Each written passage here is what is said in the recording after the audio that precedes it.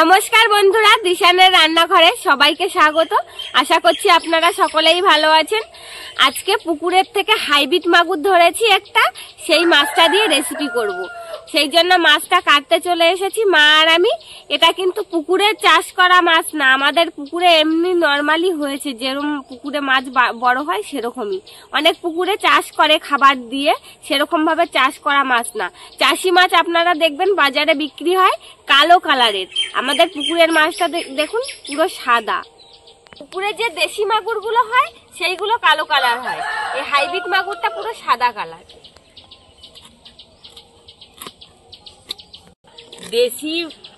দেশি পুকুরে মাছ ফেলা হয়েছে, তাই দেখুন কি খেয়েছে। ঘাস কত কিছু খায় পুকুরের মধ্যে।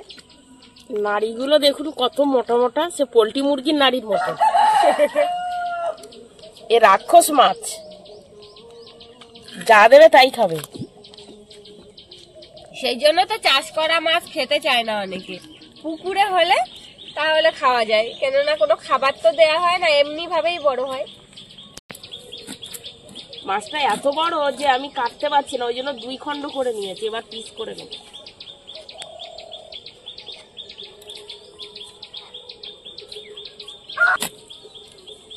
মাছটা দেখুন, দারুণ মাছটা, দারুণ হয়েছে।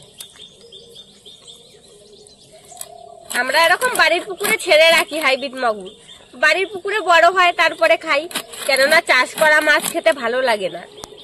হাইব্রিড মাগুর, রূপচাঁদা, পাঙাশ ট্যাংরা আমরা পুকুরে এমনি ছেড়ে রাখি, পুকুর থেকে ধরে খাই বড় হলে, কেননা চাষ করা মাছ তো ভালো লাগে না। ওতে অনেক কিছু দেয়, খাবার দেয়, বিভিন্ন রকম অনেক রকমের বাজে খাবার দেয়, সেই জন্য খাই না, কেমন একটা গন্ধ বেরোয়।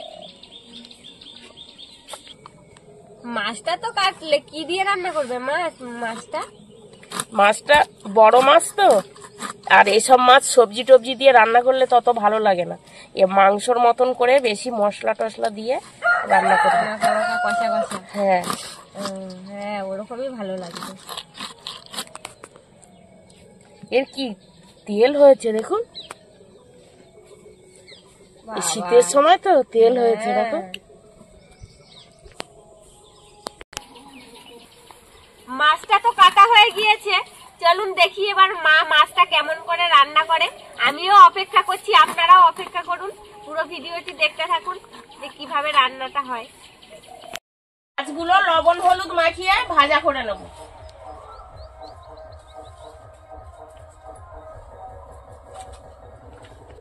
আর তার সঙ্গে আলু শাক, বেগুন আর চিংড়ি মাছ দিয়ে ভাজা করব।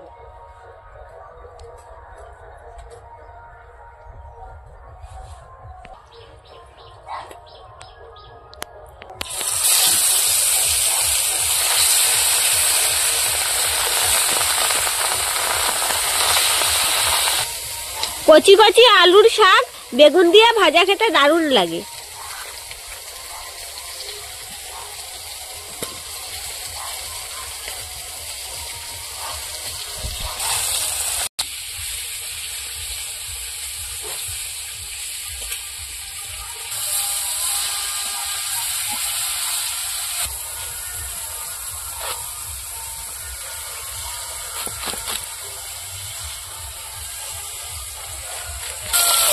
ভাজা হয়ে গেছে, এবার তুলে নেবো, বাকি মাছগুলো ভেজে নেবো।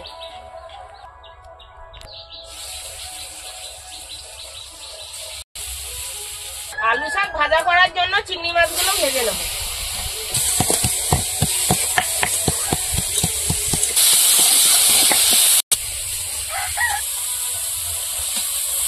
শাক ভাজার জন্য কড়াইতে তেল দিয়ে দেবো, তেলের মধ্যে শুকনো লঙ্কা কেটে দেবো, থেতো করা রসুন লঙ্কাটা ভেজে নিয়েছি, এবার বেগুন দিয়ে দেবো।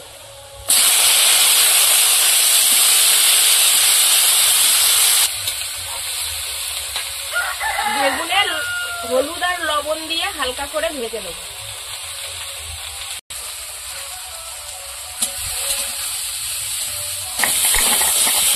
এবার বেগুনের মধ্যে আলু শাক দিয়ে দেবো।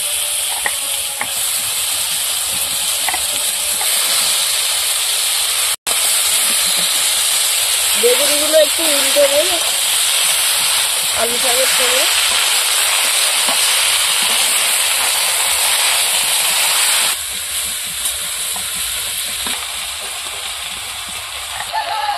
ভেজে রাখা চিংড়ি মাছগুলো দিয়ে দেবো।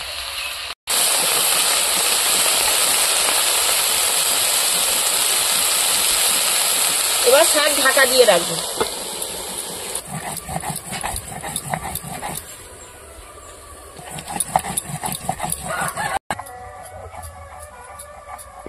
কিছুক্ষণ ঢাকা দিয়ে রেখেছিলাম, এবার ঢাকাটা খুলবো। দেখুন শাক কমে গেছে, একদম নরম হয়ে গেছে শাকগুলো, বেগুনও সেদ্ধ হয়ে গেছে। এবার এইভাবে নাড়াচাড়া দিয়ে শাকটা ভাজা করে দেব।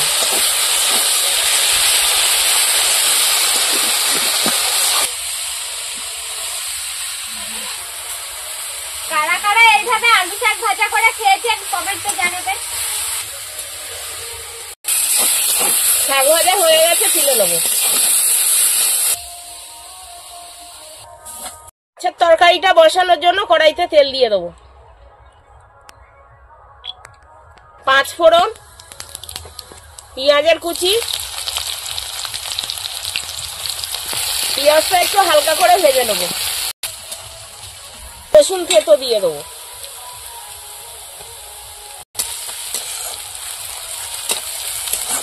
পেঁয়াজ রসুনটা ভাজা হয়ে গেছে, এবার এর মধ্যে টমেটো দিয়ে দেবো।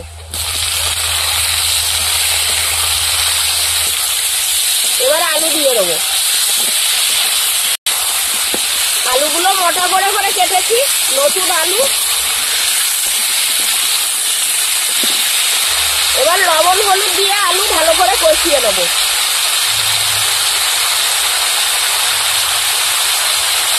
বাটা লঙ্কা দিয়ে দেবো।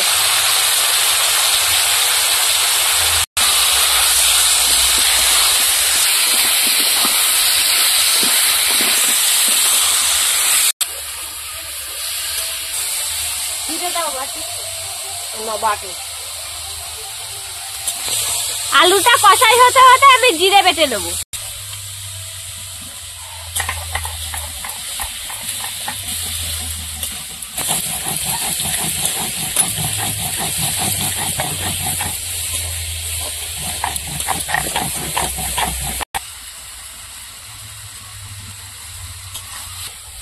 ভালো করে কষিয়ে নিয়েছি, এবার জল দিয়ে দেবো। নতুন আলু, বেশি জল দেবো না, তরকারিটা বেশি ঝোল করব না, মাখামাখি করব। ঝোলটা ফুটে উঠেছে, এবার জিরে বাটা দেবো। এবার ভেজে রাখা মাছগুলো দিয়ে দেবো, দিয়ে তরকারিটা ভালো করে ফুটিয়ে নেবো।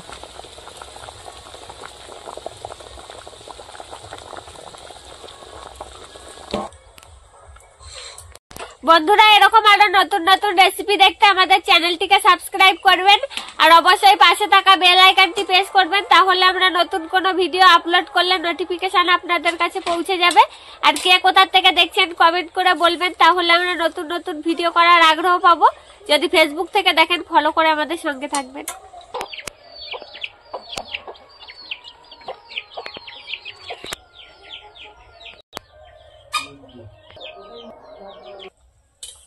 তরকারিটা হয়ে গেছে, এবার 2-1টা আলু গলিয়ে দেবো। দারুণ সেদ্ধ হয়েছে আলু। ঝোলটা ঘন হওয়ার জন্য 1-2 আলু গলিয়ে দিলাম। এবার গরম মশলা ছড়িয়ে দেবো।